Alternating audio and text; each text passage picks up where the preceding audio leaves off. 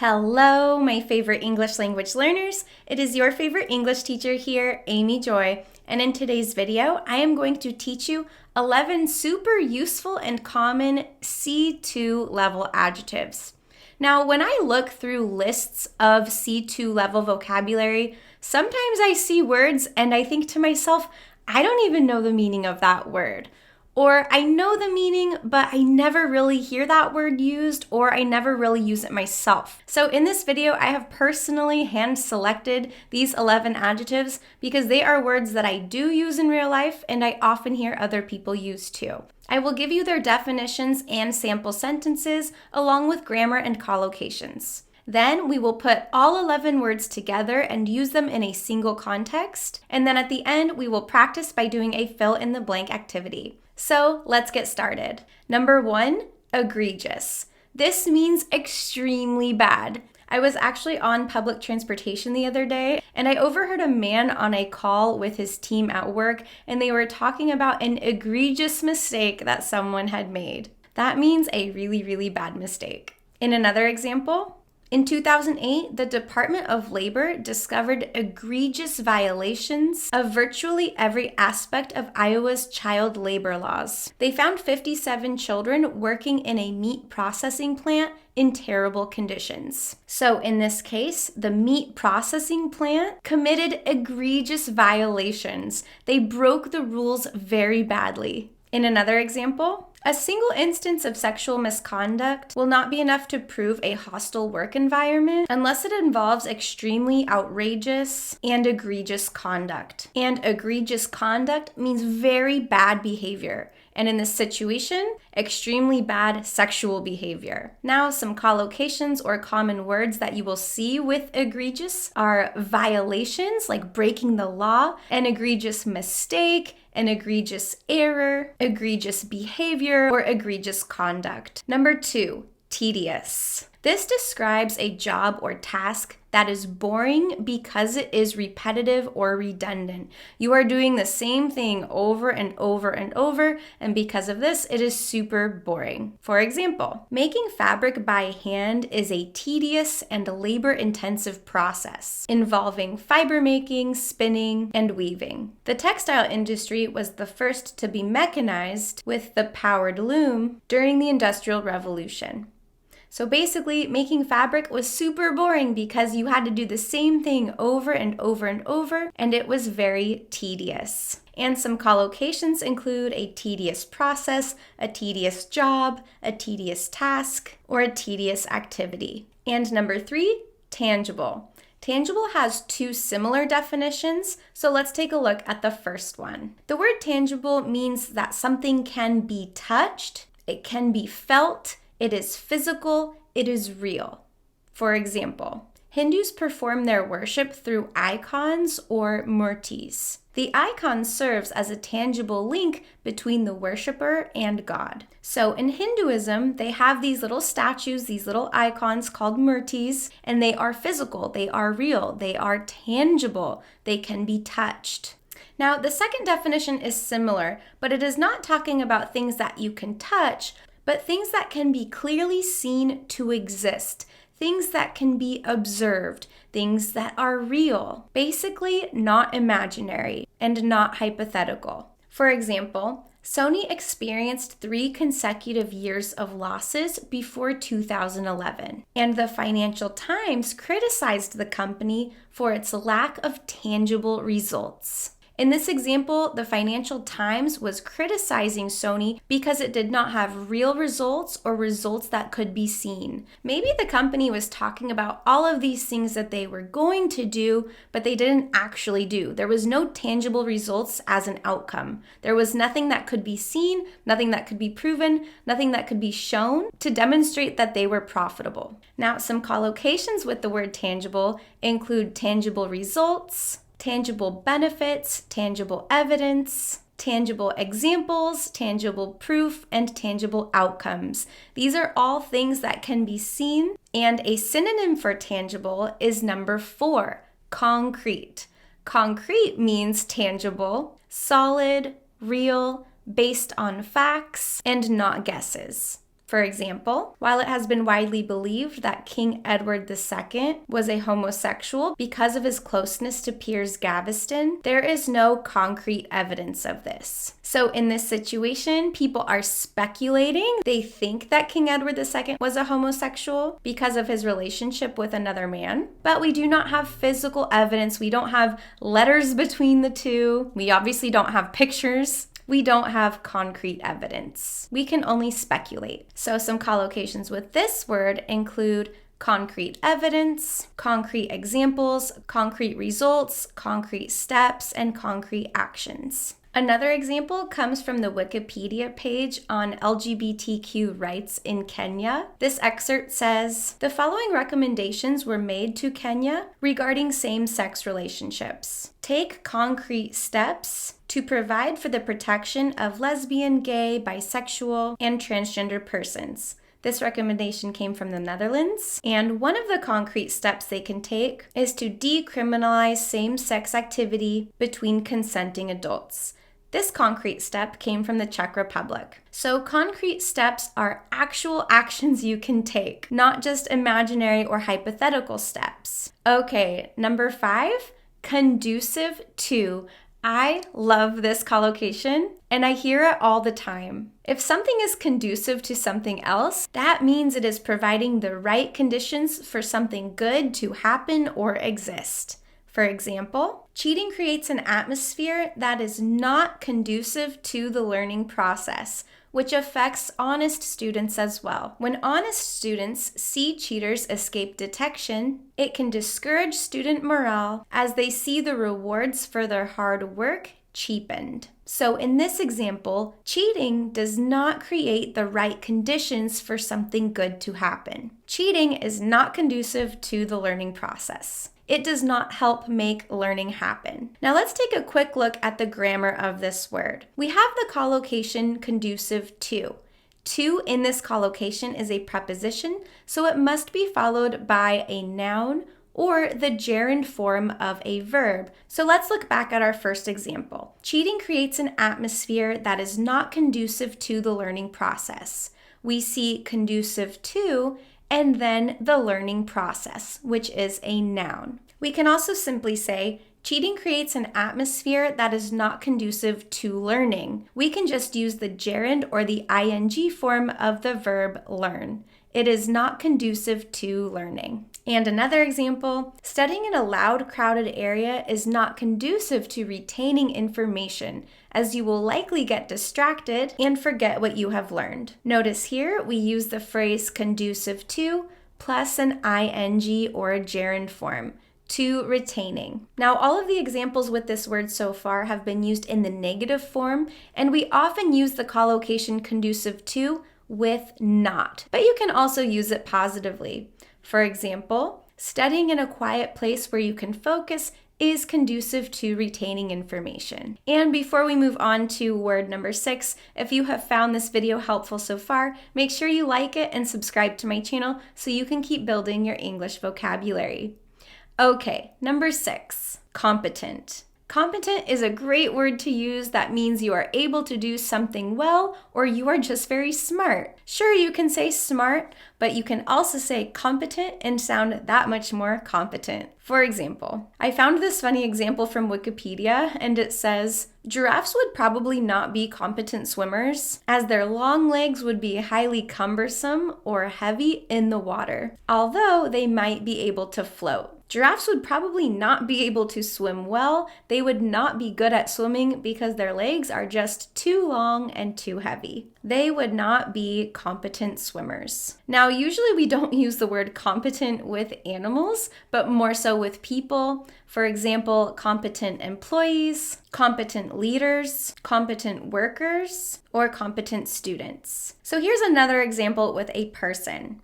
Mary Queen of Scots was competent in prose, poetry, horsemanship, falconry, and needlework, and was taught French, Italian, Latin, Spanish, and Greek. So she was competent in many languages. Now, notice what I just said. I said she was competent in prose or in many languages. And the prepositions that collocate with this word are in and at. So you can be competent in something or competent at something. For example, in order to be an effective ESL teacher, you need to be competent in or competent at both English grammar and teaching methods. Now, number 7 is the opposite of competent, which is incompetent. And this word is even more fun because it is an academic way to say that someone is stupid. It means they are not able to do something well. So you might hear this word used in an office. Someone might be complaining about their incompetent manager or an incompetent coworker, and it is kind of a funny one to use. So in our example from Wikipedia, I found this. In The Simpsons, politicians are corrupt and the police force is incompetent. Here you can see the policeman from The Simpsons. He is usually just eating donuts and not working very hard. He's not very smart. In fact, he is incompetent. Now, both the words competent and incompetent are adjectives, but it is also important to know their other word forms because these are also commonly used.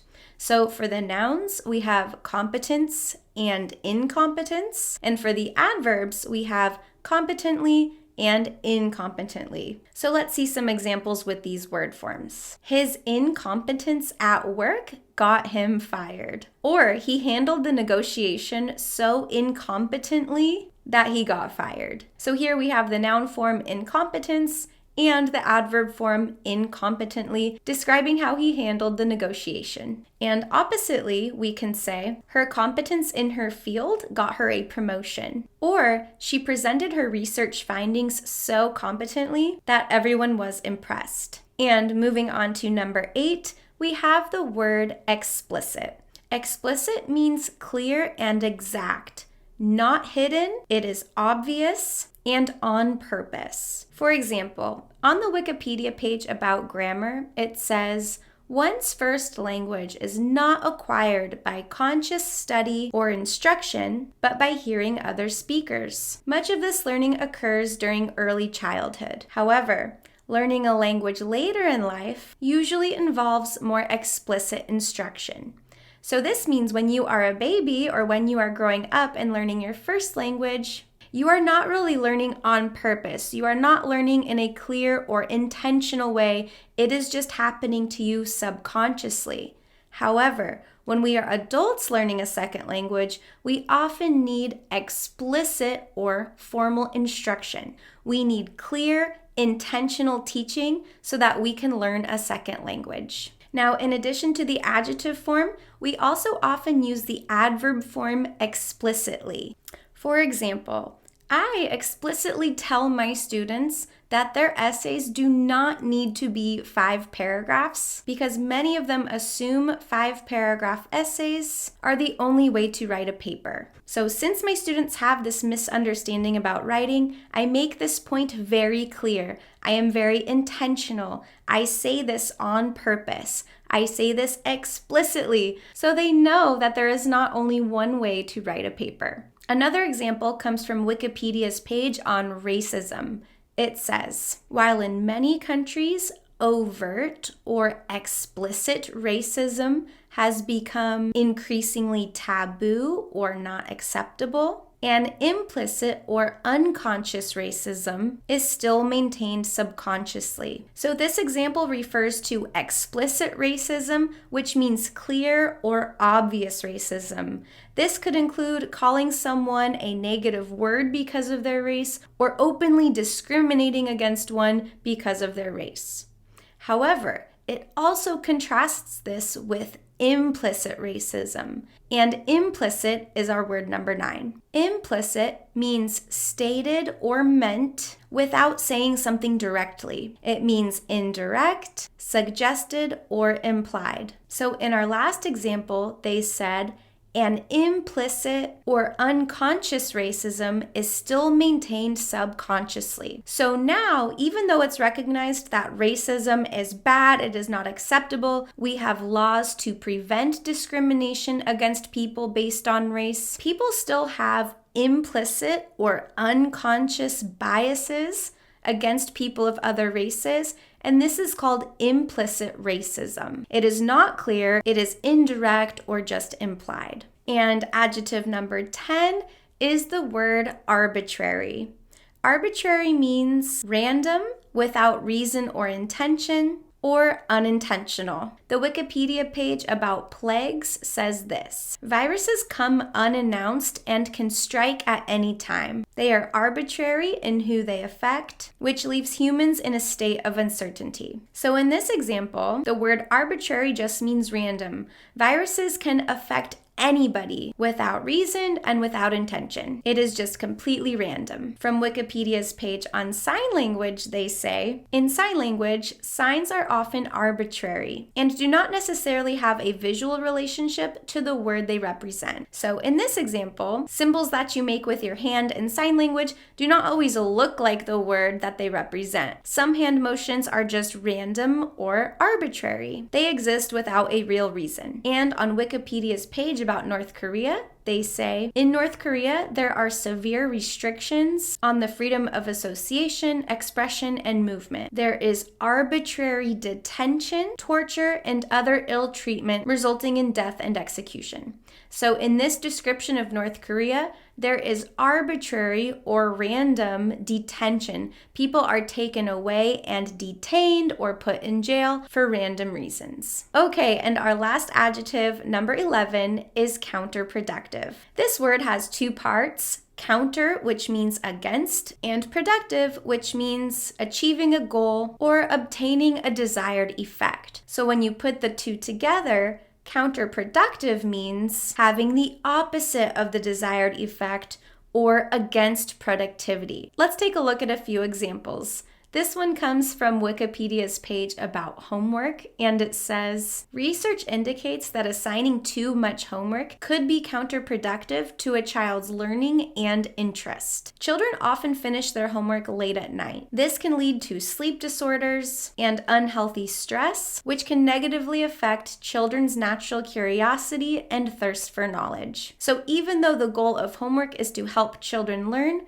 sometimes it can have the opposite effect and make them tired, uninterested, and not want to learn even more. So in this case, assigning too much homework could be counterproductive, going against the desired effect. And this example came from Wikipedia's page on gym shorts. It says, long gym shorts are decreasing in popularity as most adults find the added length of cloth restrictive and counterproductive in truly active or competitive sports. An example of this was in the 2012 Olympics when the USA men's volleyball team chose the more athletic-friendly thigh length instead of knee-length shorts. So in this example, the purpose of wearing athletic shorts is to be very agile and very fast, but when you wear shorts that are knee length, they restrict you from moving. So wearing those types of athletic shorts are counterproductive. They are going against the desired effect. Okay, now that you have seen all of the words with their definitions and sample sentences, let's take a look at how all of these words could be used in a single context. In this section, we are going to see all 11 adjectives used in a short reading about language learning. So let's take a look. Communicating in English can be challenging for non-native English speakers. Developing communicative competence involves many different things. And remember, competence means the ability to do something well. So in this case, it means the ability to communicate well in English. First of all, English has so much vocabulary, and learning vocab can be a very tedious process. Remember, tedious means boring and repetitive. You get lists and lists of words, memorize their definitions, and hope one day you will use them.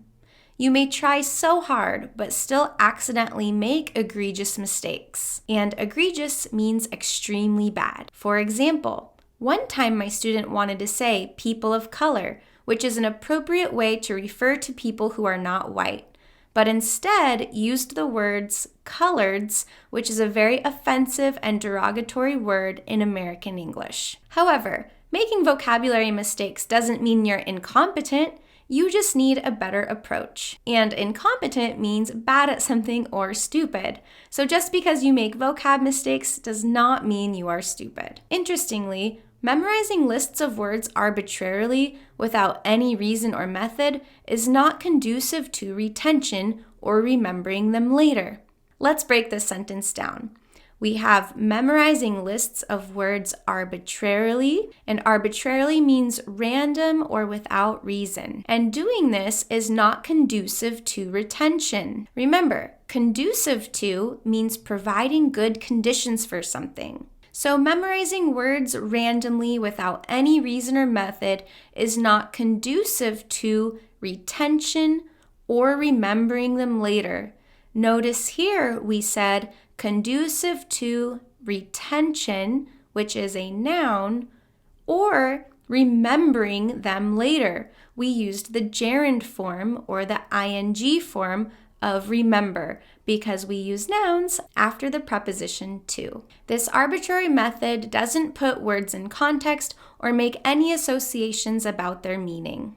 Additionally, learners also need to learn collocations in order to use vocabulary correctly, and collocations are not always explicitly taught in textbooks, which can make using new words difficult. Here, explicitly means clearly, intentionally, or on purpose.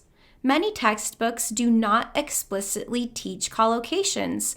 They do not do it on purpose or with intention. Overall, it is very important to have tangible and concrete examples so you can see how words are used in real life. And remember, tangible and concrete mean real, solid, not imaginary. So it's important that you have real examples so you can see how words are used in real life. Surprisingly, memorizing lists of words might also be counterproductive.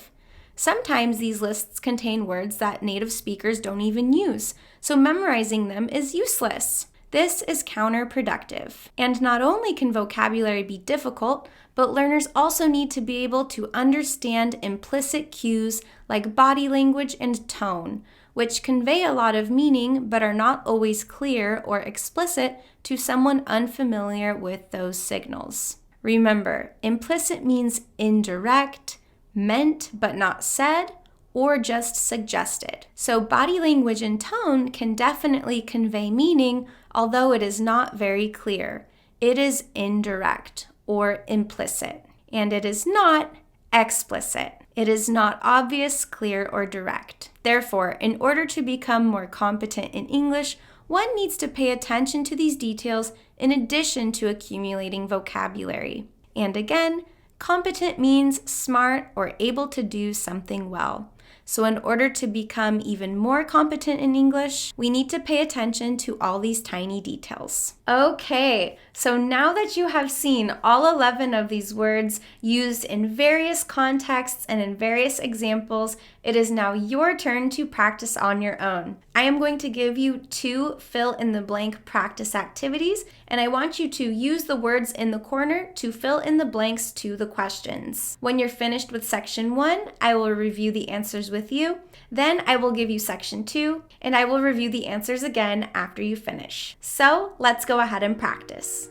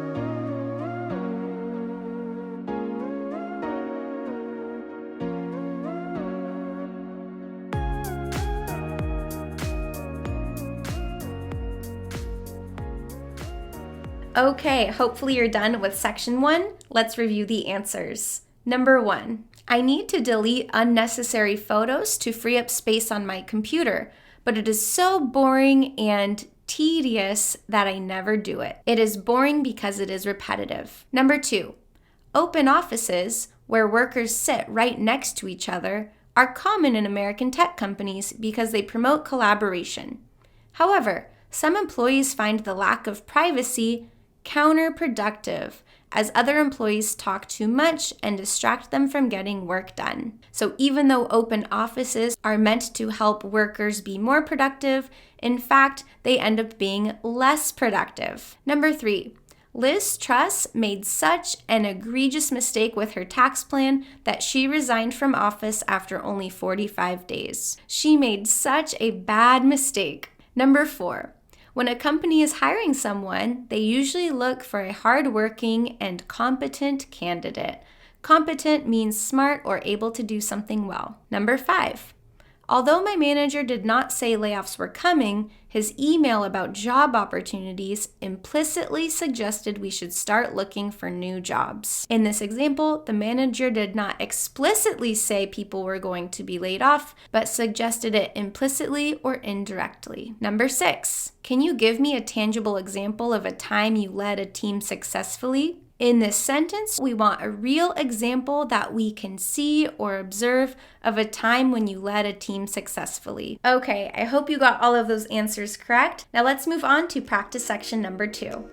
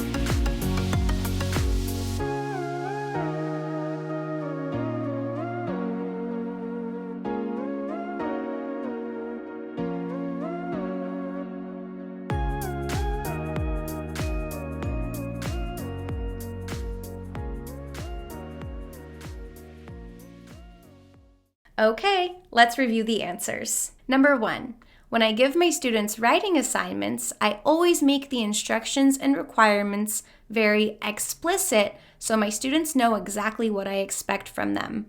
I always make the instructions and requirements very clear, obvious, and intentional. Number 2, studying abroad in a place where your target language is spoken is conducive to learning a second language. Studying abroad creates an atmosphere or an environment that helps you achieve your goal. And notice we said conducive to learning, using that ing, that gerund form of the verb learn. Number 3, Eric's business pitch did not go well because he didn't have any concrete results to show investors.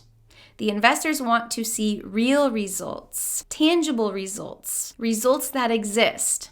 But Eric wasn't able to give them any concrete results. And number 4, additionally, Eric included a lot of arbitrary quotes and irrelevant information that did not serve a purpose in his presentation. Here we see the word arbitrary, which means random. So he just filled his presentation with random quotes and irrelevant information. And number 5, so after Eric's business pitch, the investors felt he was incompetent at pitching new ideas. Here we see incompetent, which means to not be good at something or to be kind of stupid. So he was incompetent at pitching new ideas. All right, good job, my favorite English language learners. I am so proud of you. If you want some extra practice, feel free to use these words in a sentence on your own and put them in the comments. I will do my best to give you some feedback. And if you enjoyed this video or found it helpful, make sure you like it and subscribe to my channel so you can keep building your English vocabulary. Thank you so much for watching this video. I hope you learned something new, and I will see you next time. Bye!